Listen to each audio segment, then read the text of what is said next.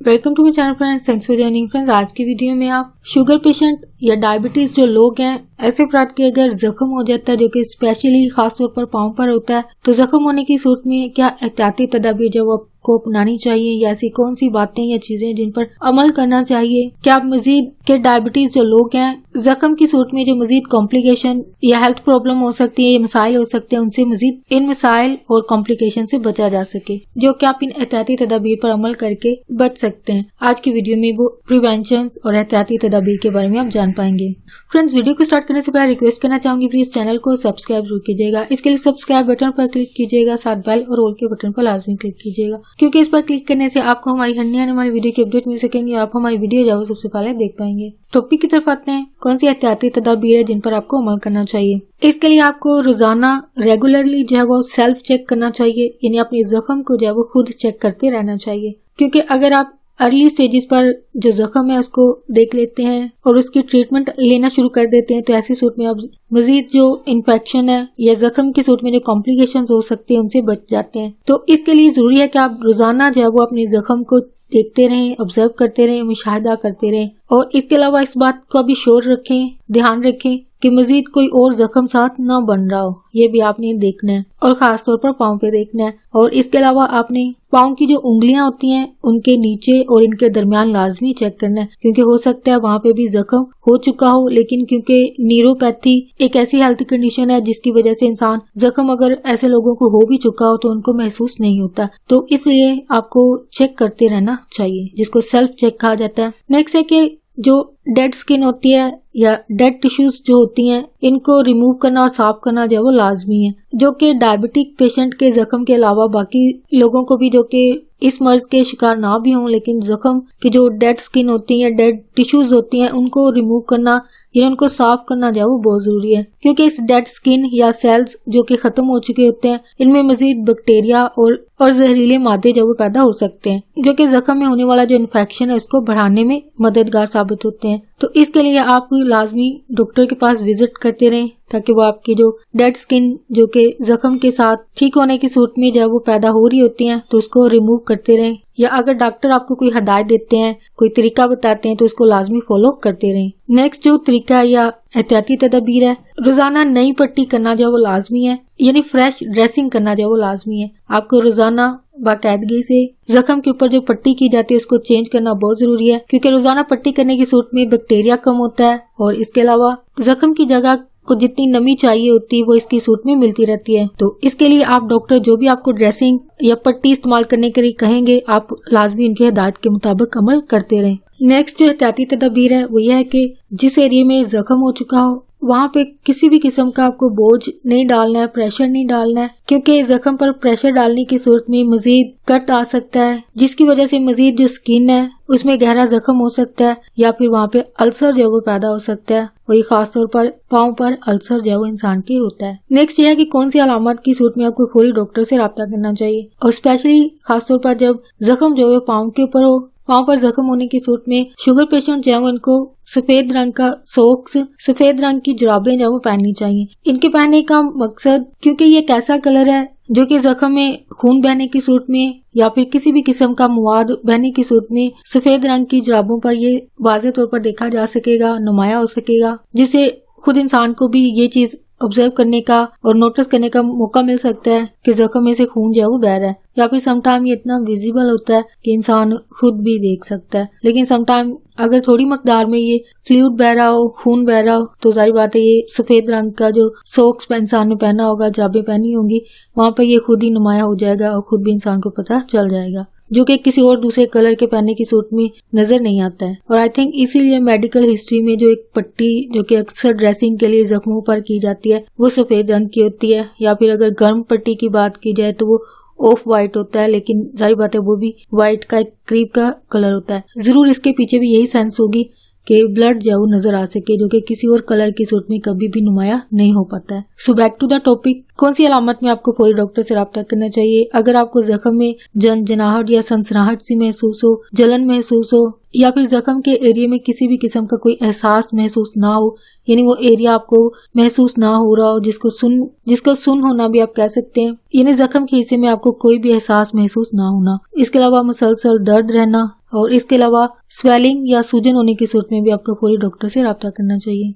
और इसके अलावा आपको इन अलामात की सूरत में जो कि वक्त के साथ जाहिर बात है ज्यादा शिद्दत इख्तियार कर रही हूँ, ज्यादा गहरी हो, ज्यादा शिद्दत इख्तियार कर रही हूँ, तो आपको लाजमी डॉक्टर से राब्ता करना चाहिए। या इसके अलावा अगर ये अलामत जो है वो 1 हफ्ते से ज्यादा अरसे तक रहे, ठीक है, अगर ऐसी सूरत है, ऐसी कंडीशन है, तो आपको इस सूरत में भी फौरी डॉक्टर से राब्ता करना चाहिए। यानी जो टाइम पीरियड है उसका आपको ध्यान रखना चाहिए। यानी 1-2 दिन के लिए होती है तो कोई इशू नहीं है, लेकिन अगर यही आपकी स्वेलिंग या दर्द जो है वो 1 हफ्ते तक रहता है या 1 हफ्ते से भी ज्यादा अरसा ऐसे ही हालत में रहते हैं, तो आपको फौरी डॉक्टर से राब्ता करना चाहिए। और इसके अलावा अगर पाँव की स्किन में मजीद अगर कोई कट आ जाता है, यानी पहले जख्म से ज्यादा मजीद कोई आपको जख्म साथ नजर आ रहे हो, तो आपको ये भी मुकम्मल तौर पर यकीन ना हो, श्योर ना हो कि ये जख्म है या नहीं, आपको फिर भी डॉक्टर से राब्ता करना चाहिए, क्योंकि स्किन में कट आना भी जाहिर बात है मजीद आगे कॉम्प्लिकेशन या इन्फेक्शन की सूरत में जख्म बढ़ भी सकता है। तो जाहिर बात है जब आप डॉक्टर के पास विजिट करेंगे तो वो आपके जख्म को देखेंगे, परखेंगे, तो डॉक्टर आपको जाहिर बात है जो ट्रीटमेंट आपके लिए बेस्ट होगी या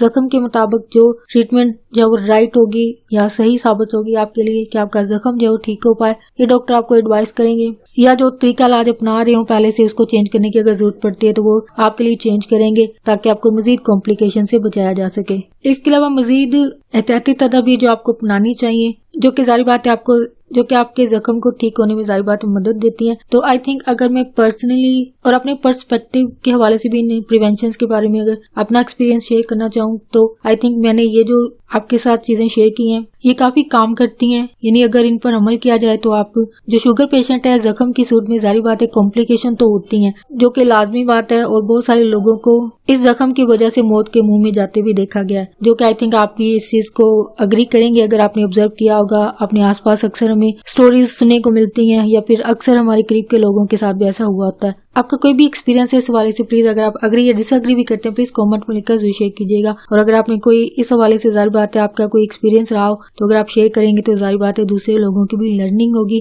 कि क्या एहतियाती तदाबीर हम अपनाई जा सकती हैं। ठीक है, तो बैक टू द टॉपिक के मजीद क्या एहतियाती तदाबीर आप अपना सकते हैं जो कि जाहिर बात है लॉन्ग टर्म के लिए अपनाई भी जा सकती हैं, जो कि डायबिटीज लोगों को आम दिनों में भी आई थिंक इख्तियार करनी चाहिए, जो कि जरूरी नहीं है कि आप जख्म होने की सूरत में ये एहतियाती तदाबीर अपनाएं। आप इससे पहले भी इन चीजों को अपना के जाहिर बात है जख्म ना होने की जो कॉम्प्लिकेशंस है जो हो सकती है इनसे बचा भी जा सकता है। तो ये ऐसी एहतियाती तदाबीर है जो कि आपके इम्यून सिस्टम को जाहिर बात है मजीद बढ़ाएंगी, इसके काम करने का जो एक अमल है उसको बेहतर बनाती हैं। और जब इम्यून सिस्टम बेहतर काम करेगा तो जाहिर बात है इंसान का जो जख्म है जो कि पाँव पे या किसी जिस्म के या फिर जिस्म के किसी और हिस्से में भी अगर हो तो जाहिर बात है इसके ठीक होने का जो एक अमल है वो तेज हो जाता है और जख्म जो जल्द ठीक हो जाता है, बढ़ जाता है। सबसे पहली बात आपको हेल्दी डाइट लेनी चाहिए जो कि मतवाजन या बैलेंस डाइट होती है, ग़िज़ा होती है। इंसान जो भी चीज खा रहे होते हैं या पी रहे होते हैं तो ये डायरेक्ट इंसान का जो ब्लड शुगर लेवल है इसको जो काफी असरअंदाज करता है। तो इसलिए आपको प्रॉपर जो न्यूट्रिशन है या जो ग़िज़ा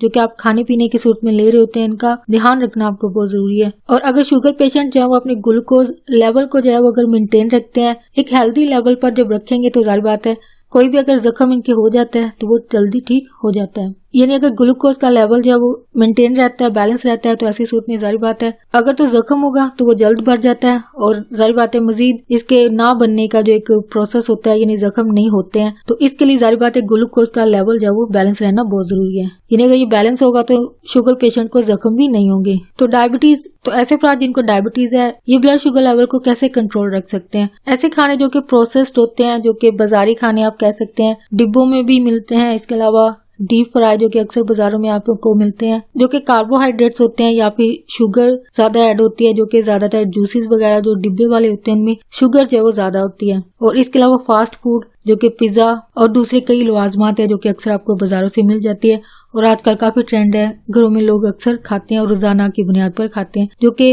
ऐसे अफराद जो डायबिटीज है उनको इन सारी चीजों से जो वो परहेज करना चाहिए। इसके लिए आपको फ्रूट्स, वेजिटेबल जो कि आपको बैलेंस खाने चाहिए, यानी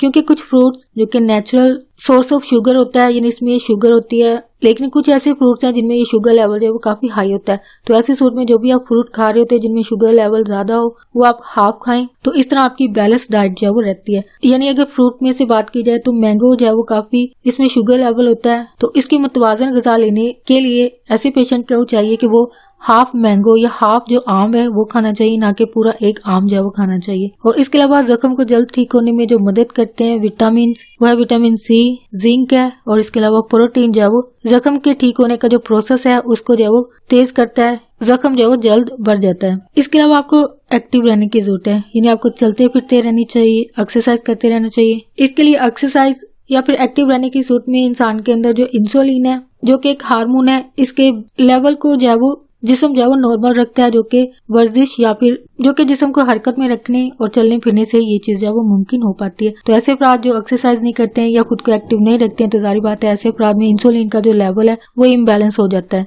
खुद को एक्टिव रखने से शुगर लेवल, जो कि इंसान के ब्लड स्ट्रीम में यानी खून के अंदर जब वो मौजूद होती है, ये इस शुगर को जो है वो आगे सेल्स के अंदर दाखिल होने में और आगे हरकत करने में जो एक अमल होता है, ये अमल जो है वो प्रॉपर तरीके से हो पाता है, जो कि एक्टिव रहने की सूरत में ऐसा हो पाता है। और शुगर लेवल जो कि ब्लड स्ट्रीम में मौजूद होता है, ये जब प्रॉपर तरीके से और मुनासिब मकदार में मौजूद रहता है, अमल करता है, तो ऐसी सूरत में इंसान के होने वाला जो जख्म है वो जल्द बढ़ जाता है। नेक्स्ट है ऐसे अफराद जो स्मोकिंग करते हो, अगर वो चाहते हैं कि उनको डायबिटीज की सूरत में जो जख्म हो चुका है, अगर वो इस जख्म के हीलिंग प्रोसेस को तेज करना चाहते हैं, ये जल्द ठीक होना चाहते हैं, तो ऐसी सूरत में इनको सिगरेट नोशी छोड़नी होगी, स्मोकिंग को छोड़ना होगा। क्योंकि ऐसे अफराद जो स्मोकिंग कर रहे होते हैं, स्मोकिंग की वजह से ऐसे अफराद में इनके जो सेल्स होते हैं, जो खुले होते हैं जिस्म के अंदर, उनके अंदर ऑक्सीजन को आगे पहुंचाने का जो एक अमल होता है, इस अमल में खलल पैदा होता है। खुलियों की जो काबिलियत होती है ये काम करने की, स्मोकिंग की वजह से इनकी इस काबिलियत में, सलाहियत में जो कमी वाक़या हो जाती है। और इसके अलावा स्मोकिंग की वजह से इम्यून सिस्टम जो है इसके अमल में भी खराबी पैदा होती है, जिसकी वजह से इंसान को वेस्कुलर डिजीज हो सकती है, जो कि जारी बात है मजीद इन्फेक्शन बनने की वजह जो है वो बनती है। तो इन कॉम्प्लिकेशन से बचने के लिए आपको स्मोकिंग जो है वो छोड़नी पड़ेगी। और फ्रेंड्स, आज का टॉपिक आपके लिए इन्फॉर्मेटिव और इंटरेस्टिंग रहा, तो प्लीज मजीद अवेयरनेस और आगाही के लिए आगे फ्रेंड्स एंड फैमिली के साथ मेरी वीडियो को लाजमी शेयर कीजिएगा। अगर कोई बात सीखने को मिली है, कोई बात को अच्छी लगी है, तो प्लीज मेरी वीडियो को लाइक और शेयर लाजमी कीजिएगा। आपकी कोई भी क्यूरीज है, कोई क्वेश्चन है इस टॉपिक के हवाले से, उसको कमेंट में जरूर लिखिएगा। अगर आप चाहते हैं कि किसी टॉपिक के हवाले से आपके लिए वीडियो बनाई जाए, तो प्लीज कमेंट में जरूर लिखिएगा। आपका वीडियो देखने के लिए बहुत शुक्रिया।